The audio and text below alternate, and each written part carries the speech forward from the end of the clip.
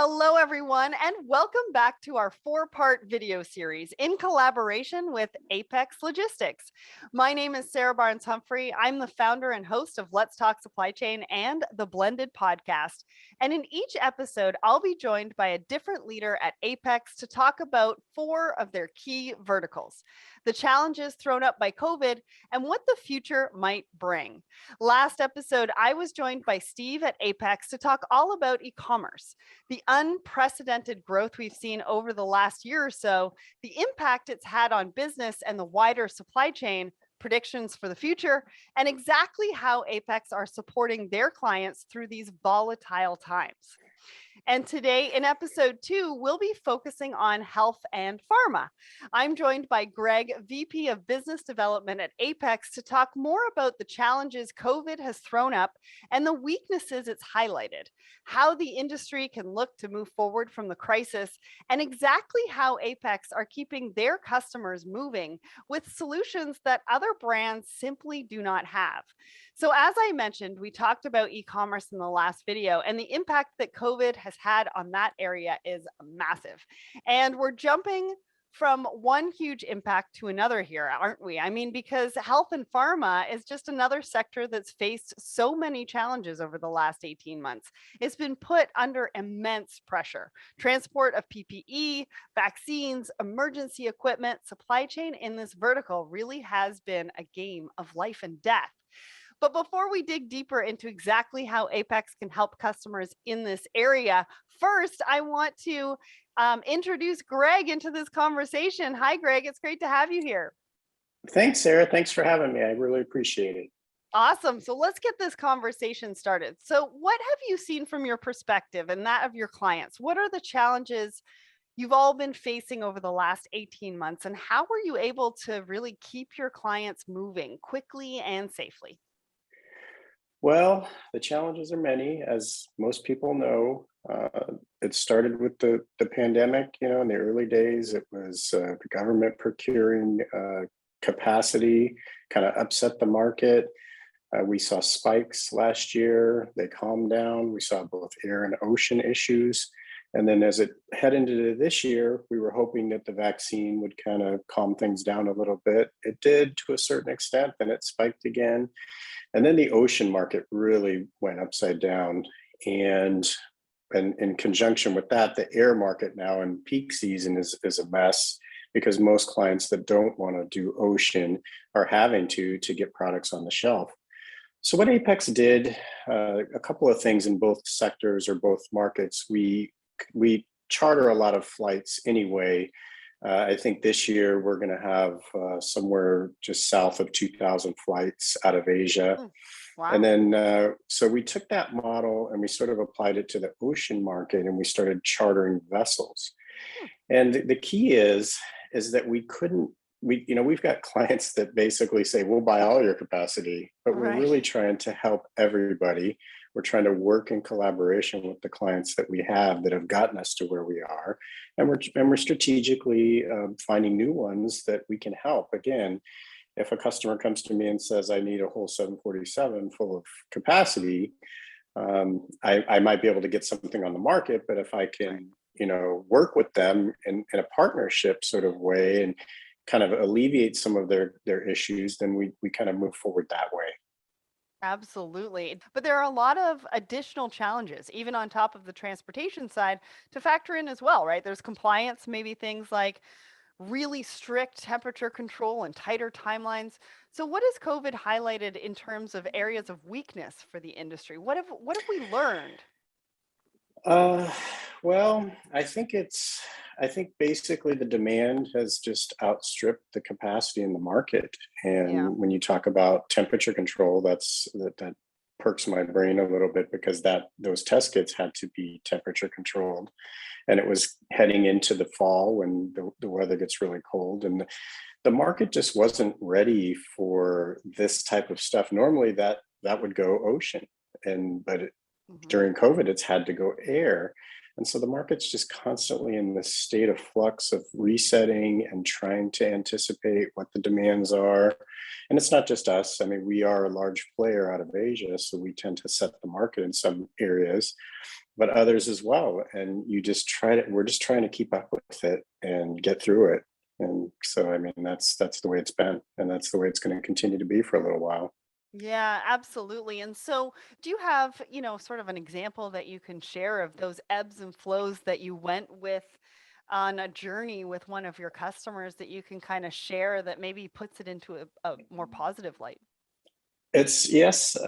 The situation in China is interesting, as most people hear in the news. So the ocean market had spiked to, probably four times what it normally was in the pre-pandemic days for a 40-foot high cube container. Yeah. But then literally week to week, I was on, as you say, a journey with a client. We're trying to anticipate what the market is going to be. And then there was power outage issues in China where they were shutting factories down, and they couldn't, they were just like literally, like, I'm in California, we have rolling blackouts sometimes. It was that type of situation. So literally from week to week, the demand in the market changed so rapidly because of the power that one week it's this, and then the next week it's half that. And but the Wow. customer booked at the original price, and then we're trying to flex with them and be in a partnership and work through those challenges. But there's been a lot of that type of stuff, and we just have to stay on top of things week to week.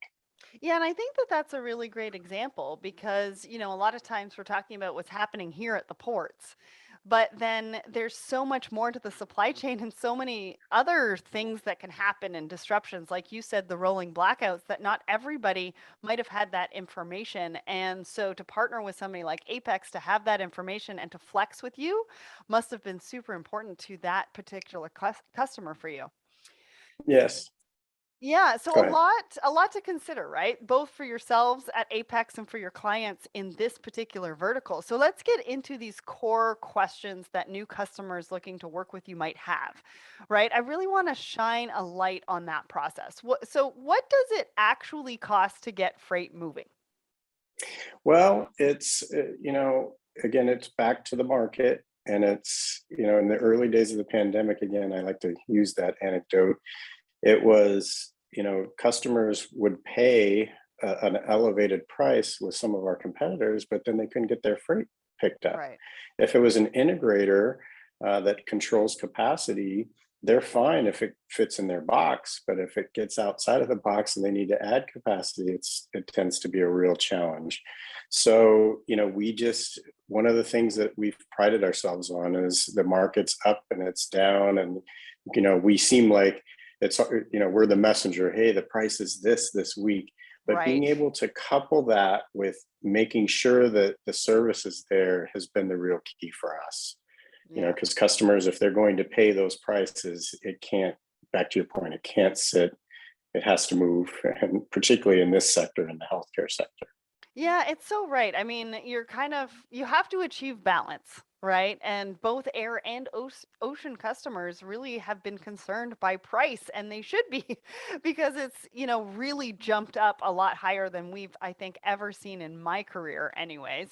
Um, but we also all need to be very realistic, right? Because even getting a low quote doesn't mean that you have your cargo moving, and you don't want your cargo sitting at origin. So it's really important to work with a partner that can really help you with that. And like I said, help you understand the market like you were talking about.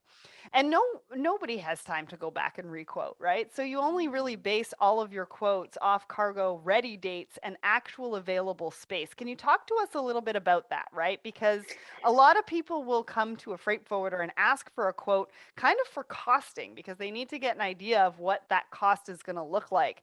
But really, realistically, we can only really give you pricing at the time that it's ready. And that's a problem with clients in the healthcare sector that like to move their cargo on the sea, like we talked about. Yeah. And they are talking to their superiors about, well, we can't get our cargo in here on the sea with the port congestion and everything else, but the air freight price is still a little high. But they're benchmarking they are going to their superiors with, and they might do that on a Friday. And then by Monday, the market has Yeah, changed again. true. So you really just have to get into partnerships. That would be one of my recommendations, and just work closely with your providers and make sure that both sides give a little bit and understand that, I mean, and I have clients that really appreciate what we've done, and they really appreciate how hard we work to. They really understand that if we give them something one week, it could change the next week, and they have to set that expectation internally, and I have to set that expectation internally with my people in Asia that are like, hey, I gave you this for this, and then we don't have anything. Well, we're working with one of our clients who's a partner, and they're doing what they can do. We're doing what we can do. Yeah, absolutely. And, it's really important for companies like an Apex Logistics to differentiate themselves in a variety of different ways. So, what solutions does Apex have that others just aren't offering? Let's start with the ocean side of things. Well, on ocean, one of the things we did, so we have ocean clients that have cargo coming into LA, and it needs to get to Chicago via rail. And the rail turned into a real mess for a while, the Union Pacific and all those problems. So we started transloading, instead of putting it on a rail, we put it in a 53-foot truck. And we did that with hundreds and thousands of containers. And we're able to, I feel like we were on the leading edge of that, particularly with one or two of our large clients. And then Yeah. everybody started doing it. I mean, it's not like we're clairvoyant. I mean, everybody's coming up with solutions, but that was a big one. And it helped alleviate, because it just doesn't work. We saw a customer that waited 60 days for their cargo to get on a rail.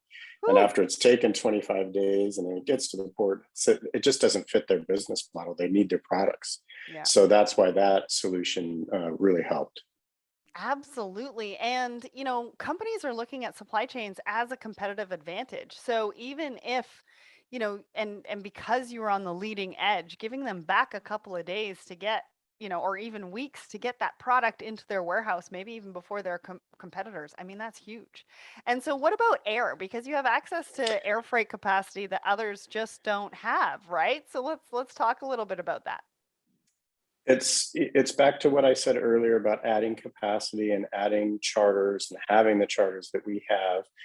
But in conjunction with that, you have to have a footprint where those charters are. Mm, So when we got engaged with the government on PPE in the early days of the pandemic again, they were struggling with some companies that didn't have that footprint on the ground, and it could take, let's say Shanghai airport was taking 14 hours to get a truck in to drop cargo into customs, right. and we were able to cut that down to 1 hour. And we Amazing. told our clients, give us the cargo and let us move it as we deem fit, and we'll get it into our warehouse quicker, and then we'll get it in the air quicker back to the US. And again, it's sexy to say, oh, we have all these charters, we have all this capacity, back to your point, but it's a lot of other intangible things that feed into that make it all work. And that's trust right there, right? And one question I have for you is how important is a customer's forecast into your strategy to be able to, make sure that you've got the capacity and you've got the space for your customers? Well, our largest customers that have basically enabled us to have this charter network pretty much know their forecasts, pretty well. Some of these ones that we talked about that are going from ocean to air or having those kind of challenges, it can be a real challenge. And it's one of the first and last things I say to them when they come to me for help in the air. We really have to have an accurate forecast. And I can do week to week, month to month, but if they tell me one thing, and if they tell me, and I tell them to be honest, if you don't know for sure, I will give you my best shot at it. But we have to understand that things could flex and change, and that gets back to the partnership again. But forecast is very, very important. Well, and I think it highlights another area that, we need to talk more about, which is the data and having the tools, the technology tools to be able to have some of those forecasts. I mean, right now it's very difficult for shippers to be able to forecast just because of raw material shortages and all sorts of different things. But if you've got the right tools and the technology to be able to help with that with predictive rather than being reactive, I think that everybody will win, right? Yes.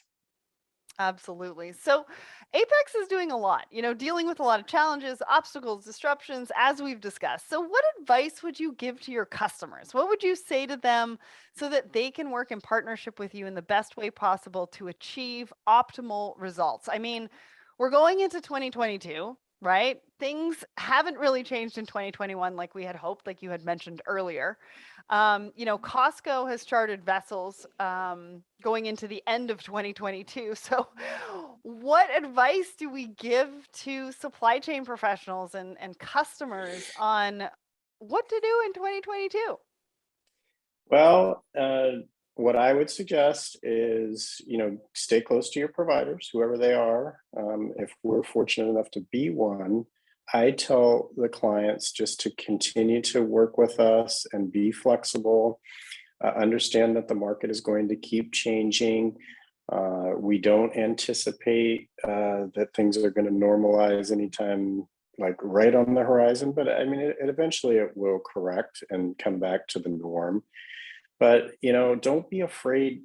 I see a lot of clients, and I doing business over the phone, over Teams calls, because people aren't taking meetings. It's very challenging because they've got 10 freight forwarders calling them, and they all seem the same, and it's hard to know which one, and they're busy. So what I've seen is, well, I'm just going to ride this out with what I have, even though what I have is not satisfying what I need. So I would suggest just to be open-minded, to think out of the box a little bit and give some new providers some tries. It's extra work and it's extra time, but we've been able to land new clients that have been very satisfied. And on our side of the fence, we can't take everybody that might come to us. So we have to be selective too, because again, it's back to that one client that wanted to buy all of our charter capacity or buy as much as they could, or multiple clients, chew up all of our capacity. We have to try to take care of all of our clients that have gotten us to this place. So that would be my biggest advice, is just think out of the box a little bit. Don't be stuck in the old paradigm of doing things that you did before the pandemic, and be willing to look at new things, because there's providers that can do maybe better. Absolutely. And that's incredible advice. I mean, as you say, these are unprecedented times, and we have to work with empathy, understanding, and collaboration if we're going to support each other in, thriving in a post-COVID environment. So, talking of a post-COVID world, let's look to the future. You touched on the weaknesses and the pain points earlier. So, how do you think the industry will adapt and look to move forward? What will we be seeing in the next few years? It's difficult to predict. I mean, on the Yes. ocean side, I think it will probably Q2 we'll start to see some normalization. I don't think rates will come down to where they were pre-pandemic, but maybe double what they were, which is better than four times, Right. obviously. Mhm. The customers that buy directly from the steamship lines, I mean, that has been a real eye opener for them, because they had these contracts and they were taken care of, and then they haven't been. They've had to buy it, those contracts are broken, and that gives an opportunity for us to come in as a non-vessel operator. So I see that will eventually normalize, and we'll get back to a place where the ocean, it's kind of like just in time philosophy of supply chain. Right. We've kind of gotten to just in case now, Mhm. right? It's been a real shift, and until the ocean market calms, that's going to be the way it is. On the air side, it's really dependent on business travel coming back, and airlines being willing to take the chances to fly enough aircraft and have the belly space and have the upper deck space to support the ROI. And until that, and I don't see that happening anytime soon. I mean, obviously we're hearing about a new variant of COVID. We still continue to see spikes in certain markets overseas that shut down ports and shut down airports. Until we get a handle on that globally, the air market is going to be challenging. But I do think the air market will calm back to similar to the ocean, maybe double what it was pre-pandemic. That's what we're hoping. That's what we're looking at. But it's anybody's best guess. Yeah. I mean, it's just a hypothesis at this point. Yeah, I kind of asked you to, take out your crystal ball and tell us exactly what we're going to see, but nobody really knows, I mean, at this point. So what are Apex's key areas of focus to help your customers continue to service this really complex and, vital area of business? Well, we're in the healthcare arena again. It's during the pandemic and it's after the pandemic. We were hoping that we were getting to after the pandemic, but we're seeing shortages at the hospitals and at the EMS level, and a lot of cargo is sitting on those ships outside the port of Long That's Beach. true. I know the government is engaged in trying to resolve that issue or alleviate that. Yeah. And it gets back to that ocean to air mentality. We've had some clients that don't bat an eye. We've got to get those products in here, and then we have some that no, that's just too expensive. We can't do it. Yeah. So we're just trying to work with our clients in that and through that lens and help them get to a good place where that they can get what they need. They can save as much money as they can, and then we can all come out on the other side for a post-mortem on the whole thing. Absolutely, and all of us can't really wait for that too, right?